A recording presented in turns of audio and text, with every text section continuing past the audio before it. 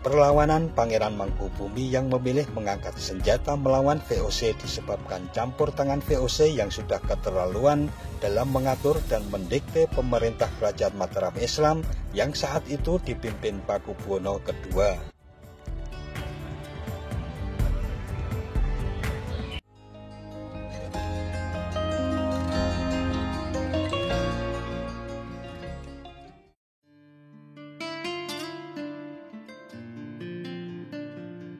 Assalamualaikum warahmatullahi wabarakatuh. Mitra DMTV.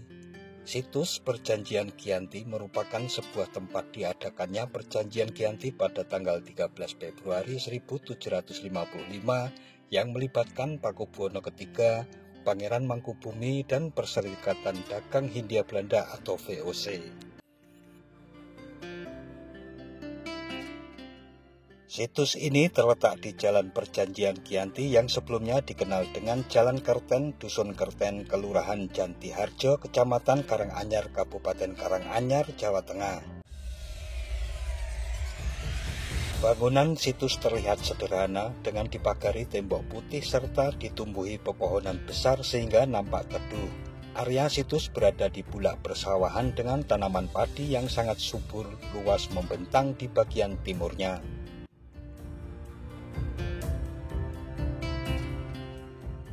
Situs Perjanjian Giyanti merupakan episode penting bagi keberadaan Kasunanan Surakarta dan Kasultanan Ngayogyakarta sekaligus menandai berakhirnya Mataram Islam sepeninggal Sultan Agung Hanyokrokusumo. Perjanjian Giyanti atau juga dikenal dengan Palian Nagari membagi Kerajaan Mataram Islam menjadi dua bagian yaitu Kasunanan Surakarta dan Kraton Ngayogyakarta Hadiningrat. Wilayah timur Sungai Opak dikuasai pewaris tahta Mataram Sunan Pakubuwono III yang berkedudukan di Surakarta. Sedangkan wilayah barat Sungai Opak diserahkan kepada Pangeran Mangkubumi sekaligus diangkat menjadi Sultan Hamengkubuwono I yang menetap di Yogyakarta.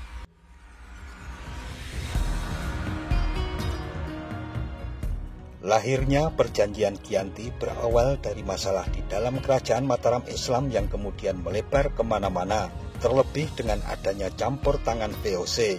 Perlawanan Pangeran Mangkubumi yang memilih mengangkat senjata melawan VOC disebabkan campur tangan VOC yang sudah keterlaluan dalam mengatur dan mendikte pemerintah Kerajaan Mataram Islam yang saat itu dipimpin Pakubuwono II. Salah satu hal yang tidak bisa diterima Pangeran Mangkubumi adalah lepasnya wilayah pesisir utara Jawa ke tangan VOC.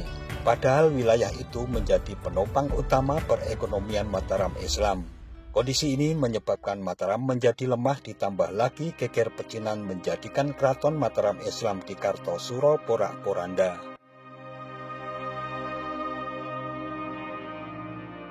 Dalam perang melawan VOC, Pangeran Mangkubumi dibantu keponakannya yakni Raden Mas Said atau Pangeran Sambernyawa. Perang yang berlangsung 9 tahun atau 1746 hingga 1755 itu sangat merepotkan dan membuat kerugian besar di pihak VOC.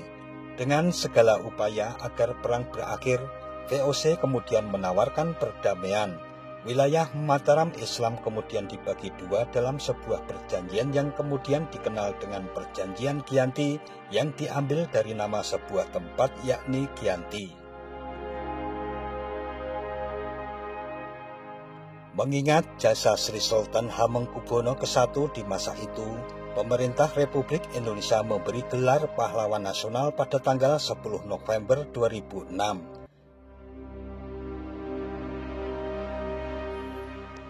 Jika kita memasuki area situs Perjanjian Giyanti di Dusun Kerten ini, kita akan melihat batu bulat di antara akar pohon yang menjulur tak beraturan. Jangan membayangkan Perjanjian Giyanti ditandatangani di sebuah pendopo dengan kelengkapan kursi meja ukir mewah, sebab Perjanjian Giyanti yang melibatkan Pakubuwono III, Pangeran Mangkubumi, dan VOC itu dilakukan di tengah area persawahan yang dulunya masih berupa hutan. Dari penjelasan warga setempat, diduga di atas batu bulat yang menyerupai meja itulah Perjanjian Giyanti ditandatangani.